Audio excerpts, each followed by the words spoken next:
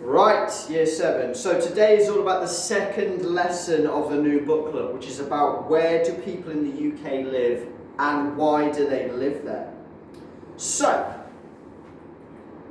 to start us off, 30% of the Earth's surface is covered by land. The remaining 70% is made up of the oceans and the seas.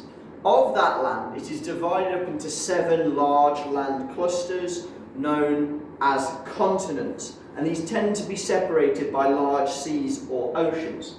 So you have North America, South America, Europe, Africa, Asia, Oceania or Australasia, and Antarctica.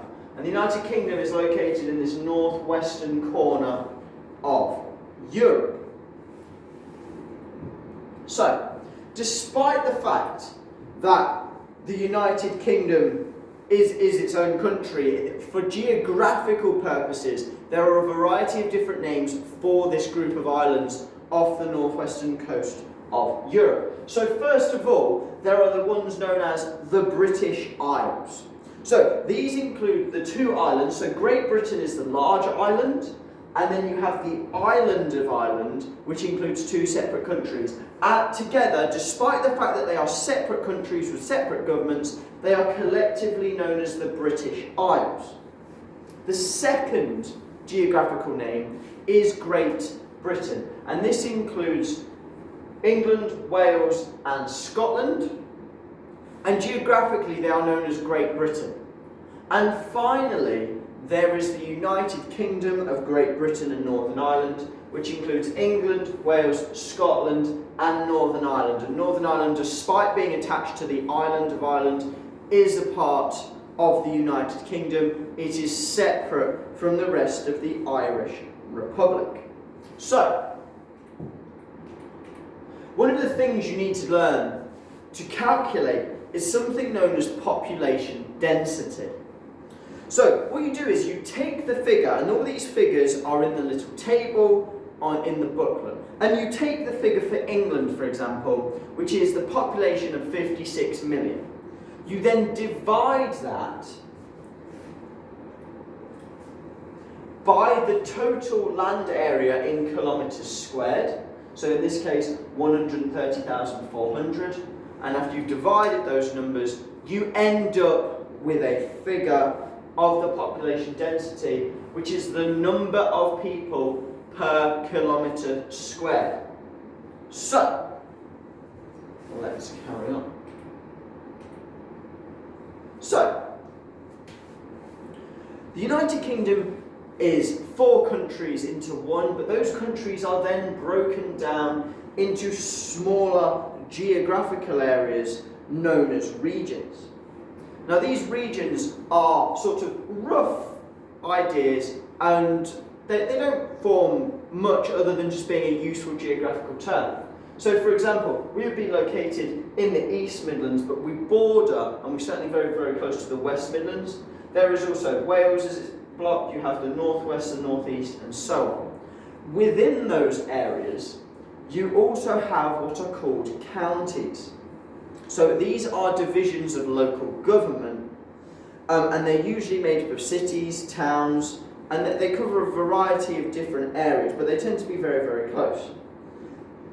So within the East Midlands, which is where we are located, we have Leicestershire, which will be right on the border between Leicestershire and Warwickshire, Northamptonshire, Rutland, Lincolnshire, Nottinghamshire, and Derbyshire. And each of these areas has a local government, and many of these geographical areas go back hundreds and hundreds of years in a very, very useful way to help define everything.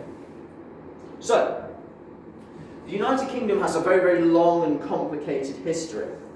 So, obviously, as a geographical area, it had always existed, but it had never been formulated as one country. Even when the Romans came over here, there were separate groups of Celtic tribes who ruled over particular areas. However, in the year 925, the Kingdom of England was established because all of the Anglo-Saxon tribes who lived in the area came together to form the country that is now known as England. In 1536, under the reign of Henry VIII, he united England and Wales together, and they became as one country under the same set of laws. In 1707, the Kingdom of England, as it was known, despite the fact that it included Wales, was united with the Kingdom of Scotland, and it became known as the Kingdom of Britain as a result of the Act of Union. In 1801, the United Kingdom of Great Britain and Ireland was formed to include the island of Ireland within this geographical area to become one union.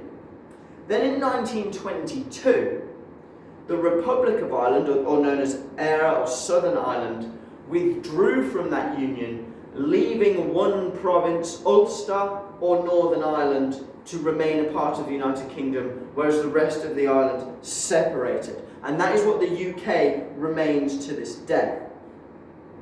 So when was the UK really formed? It's a very, very difficult question.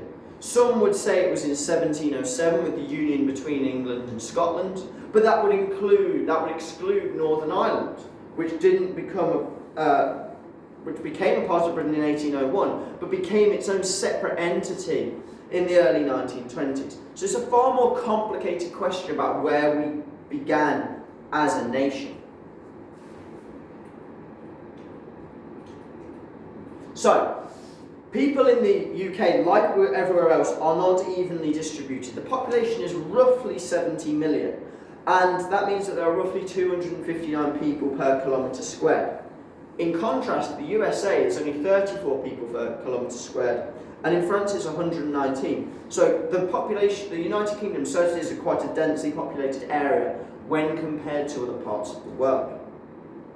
Physical and human factors play their role in why the United Kingdom is such a densely populated area. Populations tend to be located in flat areas, which is why the south and the east have such large populations. Other areas, particularly in the Highlands of Scotland or up in Cumbria, where it's very, very mountainous and very, very hilly, are not very densely populated. And there are plenty of pockets around the United Kingdom where very, very few people live. In terms of the breakdown between urban and rural, 19%, so 1 in 5 people, live in rural areas, so out in the countryside, whereas 4 in 5 live in cities and towns and other urban areas. And this is a trend that has begun with the Industrial Revolution in the 18th century and has continued from then on out.